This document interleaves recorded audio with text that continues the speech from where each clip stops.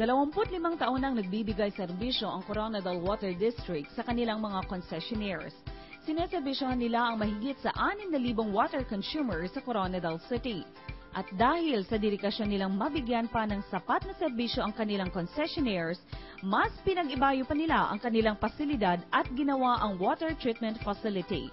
3 ang malalaking water pumping station ng KWD at may mga water treatment facility ang bawat isa nito.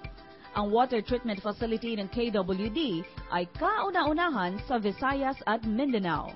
Inaalis ng pasilidad ang bakterya sa tubig upang mapanatili ang kalinisan. Binabawasan rin ng pasilidad ang iron manganese content ng tubig na siyang dahilan ng paninilaw at pangingitim ng labahin. Gamit ngayon ng Coronadal Water District ang tinatawag nilang catalyst cylinder. Ito ang water treatment facility na ipinagmamalaki ng KWD.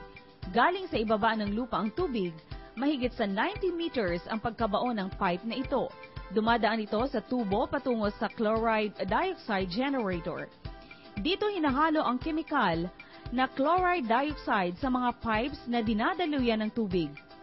Ang catalyst cylinder ay ang teknolohiyang ginagamit sa filtration. Dito sinasala ang manganese at iron upang matiyak na ligtas sa tina at dumi ang tubig bago makakarating sa mga gagamit nito. Sa pamamagitan ng bagong pasilidad na ito, nawawala ang chlorophenol na siyang dahilan ng amoy chlorine sa tubig. Hindi na rin sila nakakagasta ng mahal upang mag-angkat ng mamahaling kemikal katulad ng chlorine.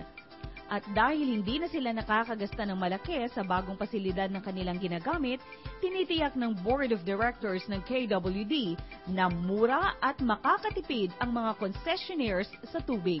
Upang mas mapalawak ang serbisyo ng KWD sa mga concessionaires nito, umpisahan ang pinakamalaking watershed sa Tampakan. Binigyang pugay naman ng General Manager ng KWD ang mga empleyadong malaki ang naiambag upang makamit ngayon ng ahensya ang tagumpay ng kanilang serbisyo sa tao. 24 oras ding bukas ang KWD upang mamonitor at matugunan ang problema sa tubig. Bukas din sila sa araw ng Sabado at Linggo. Pwedeng i-report sa kanila ang mga leakages at sirang pipes ng Water District.